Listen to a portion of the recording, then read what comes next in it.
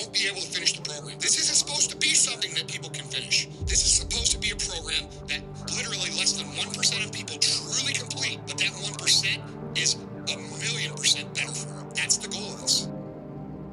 Doing 75 hard and I'm at day 67 now. I don't want to quit, but yeah, I really considered quitting yesterday.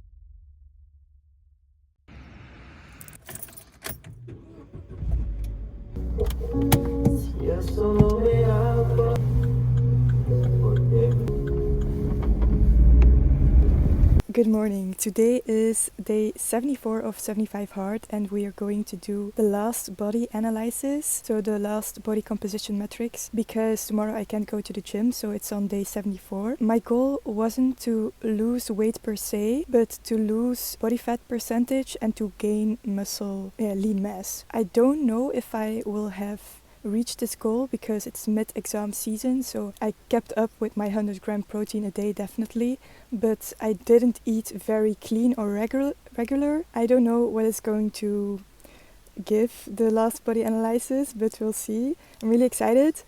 So yeah, that's my last workout of 75 hard, and tomorrow we're going to assess the resting heart rate, the HRV, and other metrics that I've taken into account for the 75 hard challenge. So I'm really excited.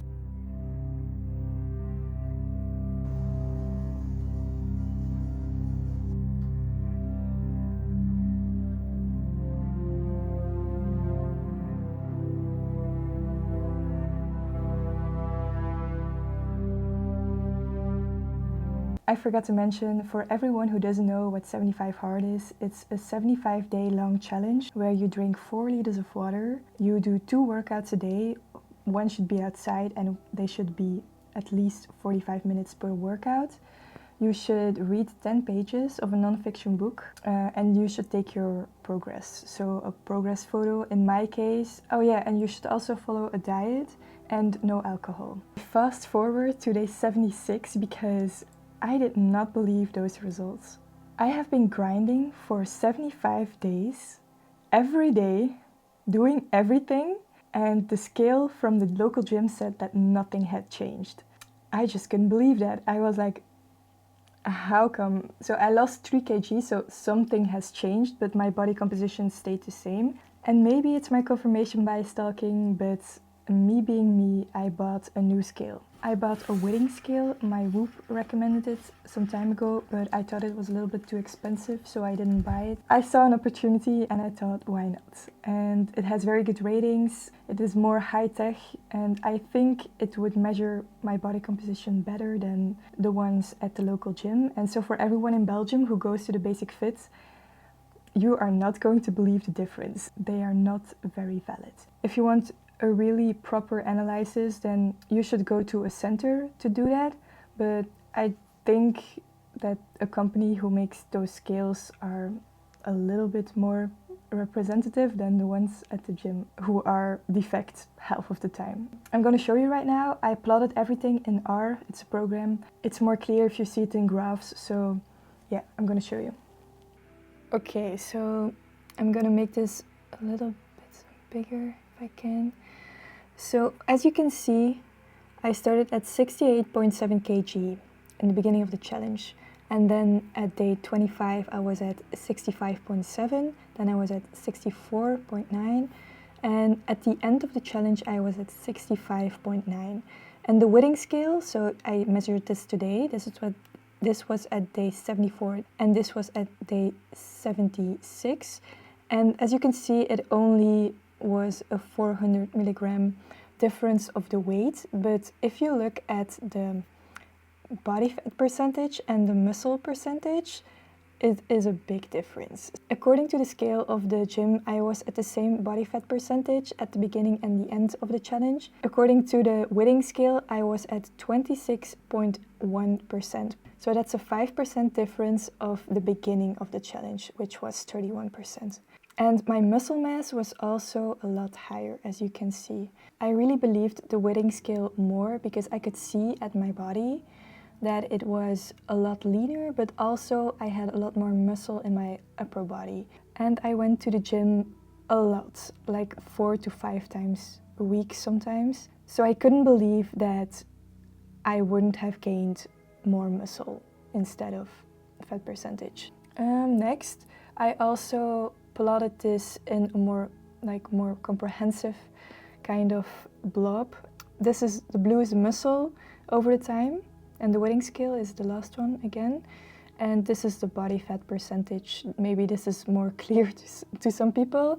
And this is the bone density, so the weight of your bones. Lastly, the most exciting part is my HRV trend and my resting heart rate. I also plotted a regression line so you can see how the upward trend is developing over the time.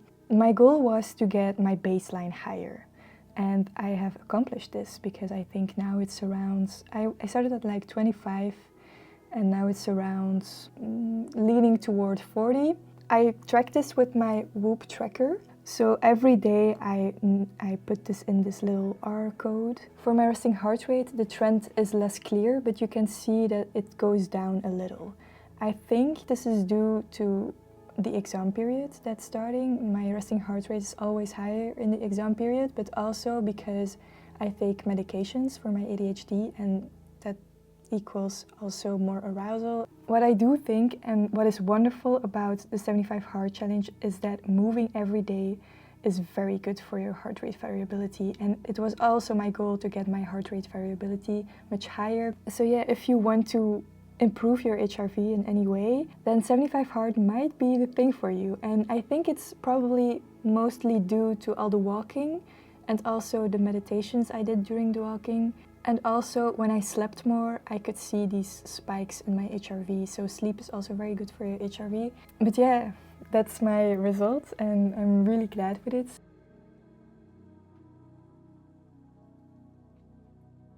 I don't drink alcohol, so for me that was a really easy one. I didn't take the progress photo because this is called health transformation. So I wanted to focus on metrics that represented my health, like HRV, resting heart rate, and body composition, so fat percentage and stuff, because I thought that was more meaningful than just taking a picture every day. I have to mention, if I'm being completely honest, when I had to study for exams, because it's mid-exam season, I have 3 exams next week, I didn't read the 10 pages in a non-fiction book. I read more than 10 pages of slides and summaries and flashcards, but I didn't always read 10 pages in a book. Some people say that if you change the rules that you should call it 75 soft, but honestly I did everything they asked aside from the thing I mentioned, so I am not changing the name. There were days that I was sick, there were days that I could barely walk, and I still did everything. So yeah, I think I deserve the title. But if I can give you some friendly advice, then please don't overdo yourself, because I have been walking with an injury in my shin for 3 months now, almost. Yeah, you should take rest days in forms of walking and maybe yoga sessions or something that's still active and considered a workout, but not too hard on your body. Another advice that I want to give is that if you want to keep up with the 4 liters of water, please buy a very big bottle of 2.5 liters or 2 liters. In the beginning, I tried with a 500 milliliter water bottle, but I had to fill it so many times. And at the end of the challenge, I just refilled a plastic bottle of 2 liters all the time. Also, maybe a question that you have is, does it get easier? And yes, it does get easier. It gets a lot easier. Around day 30 is the hardest time, for me at least, because the motivation in the beginning is a little gone and you're asking yourself why you're doing this, especially during exams, but it becomes a habit. you don't have to think about it very much in the end. You just do your workouts, you drink your water. I feel like this video has been all over the place and I could talk longer about this challenge, but I have 3 exams next week, so yeah, I'm going to finish off the video and I hope you found this a little bit useful. If you have more questions, just ask me in the comments. Also, really thank you for following me on this journey. For everyone who followed me on Strava, you can follow every workout that I did.